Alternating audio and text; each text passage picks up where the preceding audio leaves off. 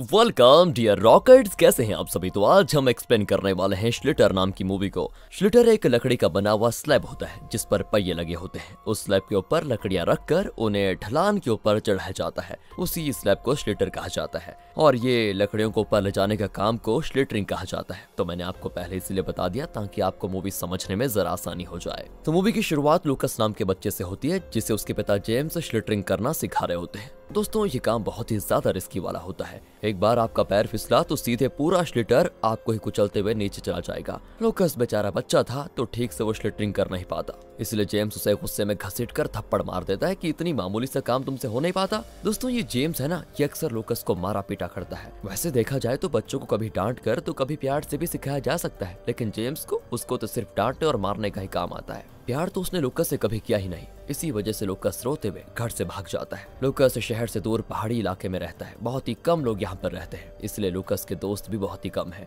एक दोस्त है उसका जिसका नाम है मैथ्यू। लूकस अक्सर मैथ्यू के साथ ही रहता है। तो वहीं मैथ्यू जब अपनी साइकिल से घर की ओर आ रहा होता है तो रास्ते में उसे लूकस दिखाई देता है जो रोते हुए जंगल की तरफ ही भाग रहा था। ये देखकर मैथ्यू उसके पास जाता है और उसको मनाते हुए उसके साथ खेलने लगता है ताकि मतलब लूकस का दिल हल्का हो जाए। दोनों एक दूसरे के बहुत ही पक्के वाले दोस्त होते हैं और अपने दोस्त के साथ मस्ती करके लूकस का मूड बहुत अच्छा हो जाता है। इसके बाद वो वहाँ से अपने घर की ओर निकल जाता है। कुछ देर के बाद लूकस का पिता किसी जरूरी काम से शहर जा रहा होता है तो वो लूकस को भी साथ लेकर जाता है। जहाँ रास्ते में जेम्स लूकस से कहता है कि जरा गाड़ी के पिछली सीट पर मेरी सिगरेट रखी हुई है, उसे मुझे देना जरा। लूकस कहता है कि अरे माँ ने आपको मना किया था ना गाड़ी चलाते वक्त सिगरेट नहीं पीना, तो मैं आपको नहीं देने वाला। ये सुनकर जेम्स को फिर गुस्सा आ जाता है कि तेरी इतनी हिम्मत कि मुझे सिखाए क्या करना और क्या नहीं। वो जबरदस्ती उससे सिगरेट लेने की कोशिश करता है, लेकिन तभी अचानक से सामने मैथ्यू आ जाता है जो बेचारा अपनी साइकिल पर सवार किनारे के घर की ओर जा रहा था। पर सिगरेट लेने के चक्कर में जेम्स का ध्यान सामने की तरफ नहीं जाता और वो सीधा अपनी गाड़ी से मैथ्यू को टक्कर मार देता है। दोस्तों,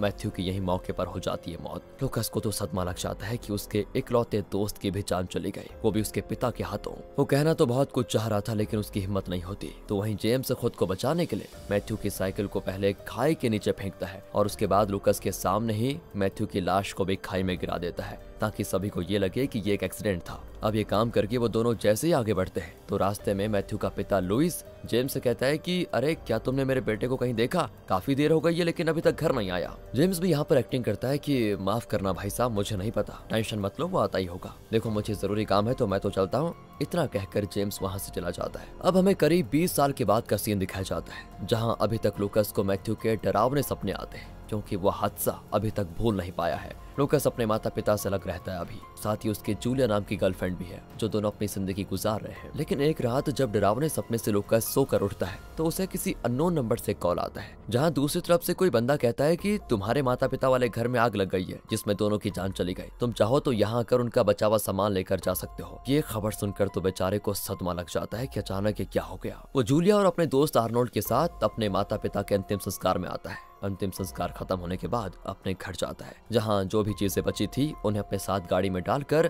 ले जाने लगता है। पर तभी वहाँ पर लुइस आ जाता है, मैथ्यू का पिता। वो लूकस से कहता है कि तुम्हारे माता पिता के बारे में सुनकर बहुत बुरा लगा बेटा, भगवान उनकी आत्मा को शांति दे। वैसे बड़े दिनों के बाद तुम्हें देखा है तो क्या तुम्हारे पास थोड़ा सा समय है ताकि तुम मेरे घर चल पाओ, बस एक कॉफी पियेंगे उसके बाद चले जाना तुम। वैसे फायर फाइटर्स ने कुछ और चीजें भी दी है जो उनके घर के अंदर से मिला है, तो एक काम करना, उन्हें भी अपने साथ लेकर जाना। लूकस तो बिल्कुल भी जाना नहीं चाहता था क्योंकि किसी और को तो पता नहीं था, लेकिन लूकस को पता था कि मैथ्यू के साथ क्या हुआ था बचपन में, इसलिए उसके अंदर इतनी हिम्मत नहीं है कि वो लुइस का सामना करके उससे बात कर पाए। लेकिन फिर लुइस की जिद के सामने उसकी एक नहीं चलती, इसलिए तीनों वहां से लुइस के घर जाने के लिए निकल जाते हैं जो कि बस कुछ ही कदम की दूरी पर होता है। रास्ते में चलते हुए लुइस उन्हें अपने बारे में भी बता रहा होता है जो कि अब व्हील चेयर की मदद से इधर उधर जाता है क्योंकि श्लिटरिंग करने के दौरान कुछ दिनों पहले उस पर श्लिटर गिर गया था और आपको तो पता ही है श्लिटर कितना खतरनाक होता है। उसने तो बेचारे लुइस के दोनों पैर खराब कर दिए जिससे वो व्हील चेयर पर आ गया। साथ ही लुइस घर में अकेला रहता है, अपना सारा काम उसे खुद ही करना पड़ता है क्योंकि मैथ्यू के मरने का सदमा उसकी पत्नी बर्दाश्त नहीं कर पाई,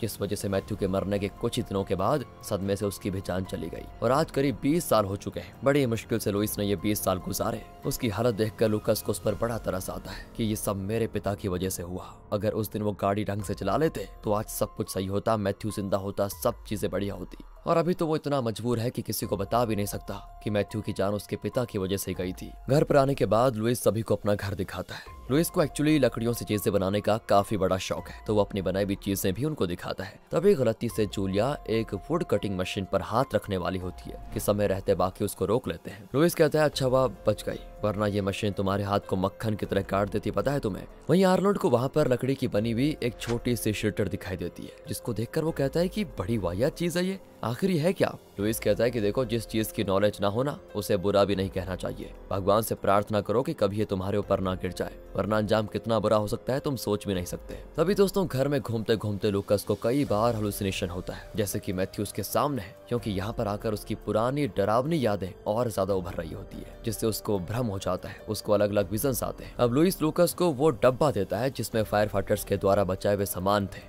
उसमें मैथ्यू और लूकास की फोटो भी होती है। उन्हें देखकर लूकास बड़ा इमोशनल हो जाता है और सभी चीजों को कार में डालकर अपने घर की ओर जाने की तैयारी करता है। लेकिन ये क्या, उसकी गाड़ी चालू होने का नाम ही नहीं लेती। लगता है उसमें कुछ खराबी आ गई है। लुइस कहता है कि मेरी पहचान का एक मैकेनिक है, मैं उसको बुलाता हूँ। लेकिन मैकेनिक को फोन करने के बाद लुइस उनसे कहता है कि वो मैकेनिक काम से शहर गया हुआ है, कल सुबह तक आएगा, तो एक काम करो, रात यहीं पर गुजार लो, सुबह गाड़ी ठीक करवा कर आराम से चले जाना। लूकास इसके लिए बिल्कुल तैयार नहीं था दोस्तों, क्योंकि यहाँ पर रुकने पर उसको और ज्यादा भ्रम वाले विजन्स आएंगे और शायद उसको पागल भी कर देंगे। तो वो आर्नोल्ड के साथ गाड़ी को खुद चेक करने लग जाता है कि इसमें खराबी क्या हो गई है। तब उसे पता चलता है कि इसका एक वायर टूट गया है, रिप्लेस करने पर ही गाड़ी चलेगी। लुइस कहता है कि शायद मेरे गैराज में ठीक ऐसा ही वायर मौजूद है, तो वो आर्नोल्ड को अपने साथ लेकर जाता है ताकि गैराज से ठीक वैसा ही वायर निकाल पाए। आर्नोल्ड कहता है कि टूटे वायर को देखकर ऐसा लग रहा है कि किसी ने कैंची से इसको काटा है, पर आखिर कौन ऐसा कर सकता है। लेकिन वो कुछ सोच समझ पाता, लुइस सामने से आर्नोल्ड पर हमला कर देता है। आर्नोल्ड वहीं पर बेहोश।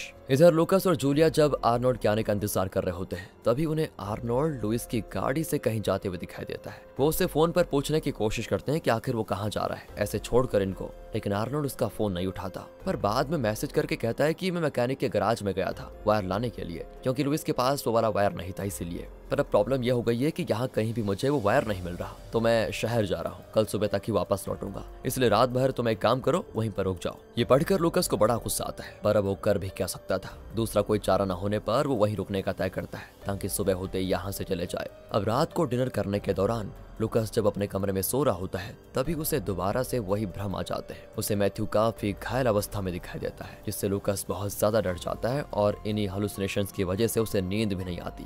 इसलिए वो सोचता है कि चलो घर को अच्छे से एक्सप्लोर किया जाए। एक्सप्लोर करते हुए उसको एक शेल्फ के अंदर आर्नोल्ड का फोन दिखाई देता है, जो कि वहीं पर रखा हुआ था, और उसी फोन के अंदर से मैसेज लूकास को आ रहे थे। दोस्तों, लूकास अब परेशान हो जाता है कि ऐसा कैसे हो सकता है, आर्नोल्ड ने तो मुझे मैसेज भी किया कि वो कल सुबह तक आएगा, तो अब उसका फोन यहाँ पर है, ये कैसे पॉसिबल है। कुछ तो बात है जो मुझे समझ नहीं आ रही है। इसलिए वो घर में ही आर्नोल्ड को ढूंढने लगता है कि कहीं यहाँ आर्नोल्ड छुपकर हमारे साथ कोई प्रैंक तो नहीं कर रहा। उसे ढूंढते ढूंढते वो उस कमरे में चला जाता है जहाँ लुइस लकड़ियों की चीजें बनाया करता है। उसे वहाँ एक बेसमेंट दिखाई देता है। अंदर झांकने पर ऐसा लगता है कि कोई तो अंदर मौजूद है जो बाहर आने ही वाला है। ये महसूस करते हुए लूकास तुरंत छिप जाता है ताकि जो भी बाहर आने वाला हो वो लूकास को यहाँ पर ना देख ले। उसके बाद बेसमेंट के अंदर से लुइस बाहर आता है। वो पहले बेसमेंट को अच्छे से चेक करता है कि कोई यहाँ पर है तो नहीं। चेक करने के बाद वो अपने व्हील चेयर पर बैठकर अपने कमरे की ओर निकल जाता है। उसके जाने के बाद लूकास लाइटर जलाकर बेसमेंट के अंदर जाने की करता है कोशिश, और लाइटर के जलते ही लुइस जो अपने कमरे से बेसमेंट की तरफ जा रहा था, उसे पता चल जाता है कि बेसमेंट का दरवाजा तो बंद है, लेकिन अंदर कोई ना कोई मौजूद तो है। इधर लूकास बेसमेंट के अंदर आर्नोल्ड को आवाज लगा रहा होता है। उसे लगता है कि लुइस ने कहीं इसको बंदी तो नहीं बना लिया,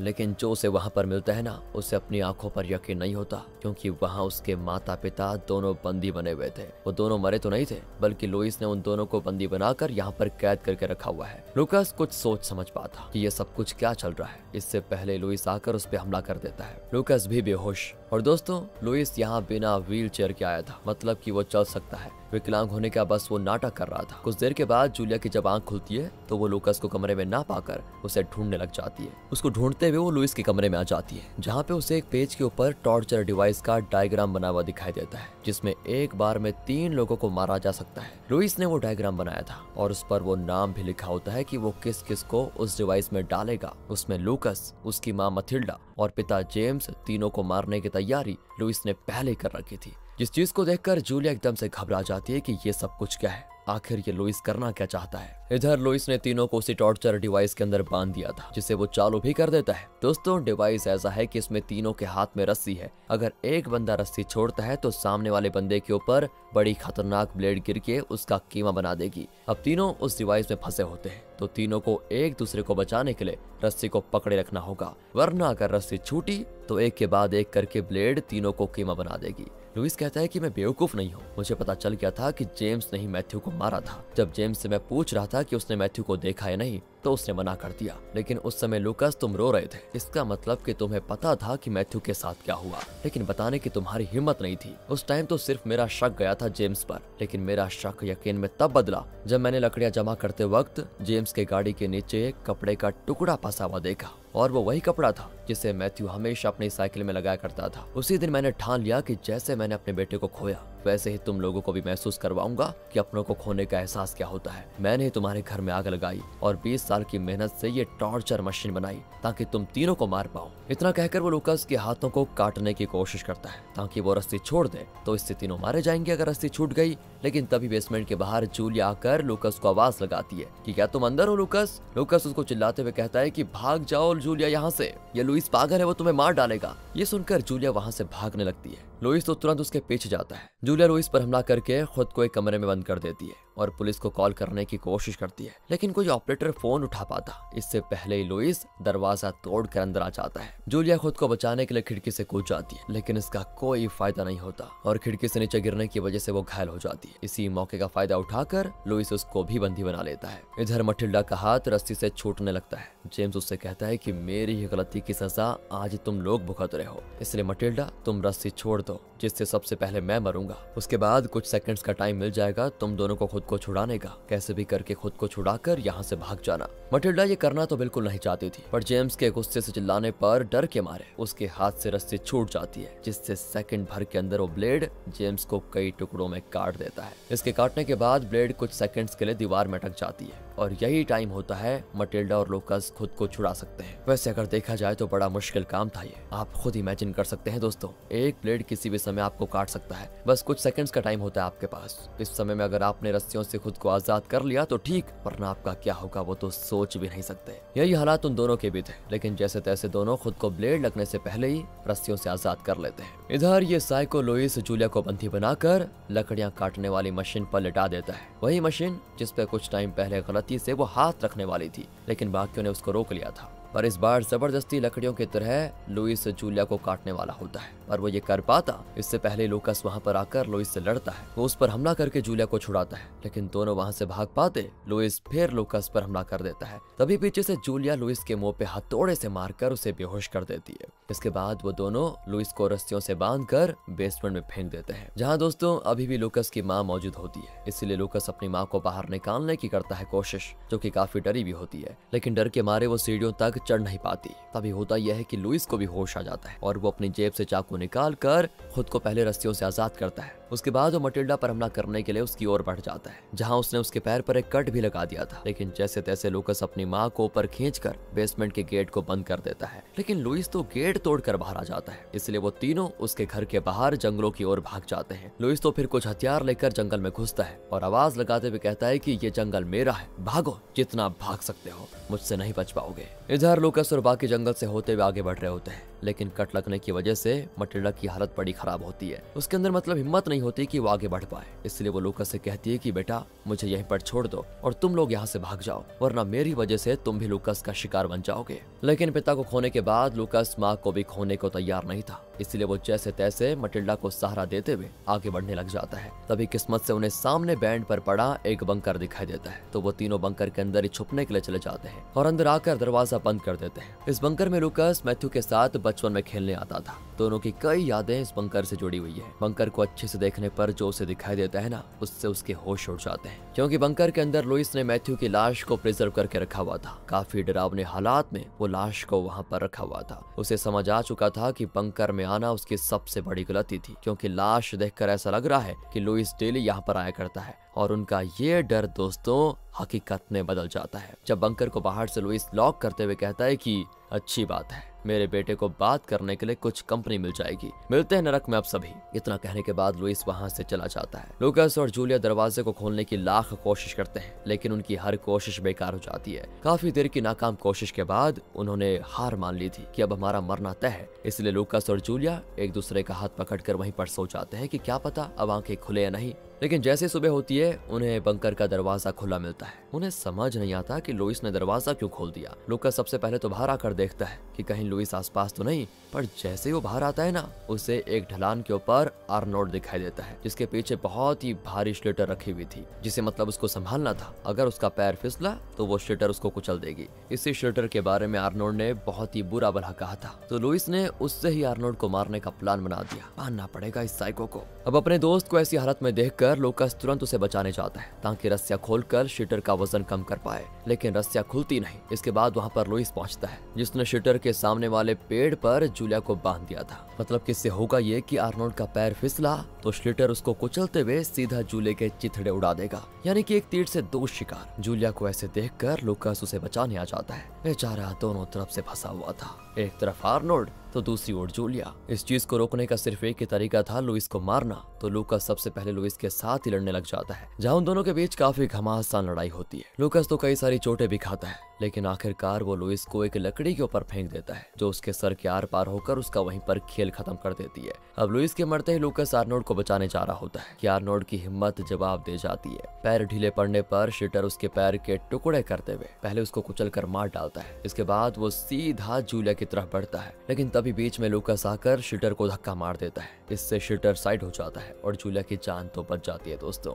लेकिन जब वो लूकास की तरफ देखती है तो शिटर का एक लोहे का टुकड़ा धक्का मारने की वजह से लूकास के पेट में घुस गया, जिस वजह से वो बेचारा जूलिया को तो बचा लिया, लेकिन वो उसके सामने ही अपना दम तोड़ देता है। जूलिया बस चिल्लाते हुए रह जाती है, लेकिन कुछ कर नहीं पाती। इस तरह से लुइस ने अपना बदला तो ले लिया, लेकिन एक परिवार को भी खत्म कर दिया। और मूवी के आखिरी सीन में जूलिया ने जो पुलिस को फोन लगा दिया था, तो वो लोकेशन को ट्रेस करके यहाँ पर आ जाती है, जिन्हें जूलिया और मटिल्डा जिंदा मिलते हैं, लेकिन बाकियों की जान जा चुकी थी। बेचारी जूलिया, जो लूकास के बच्चे की माँ बनने वाली थी, एकदम सदमे में चली जाती है, जहाँ फिर मटिल्डा उसको दिलासा देती है कि बेटा अब जो हो गया सो हो गया।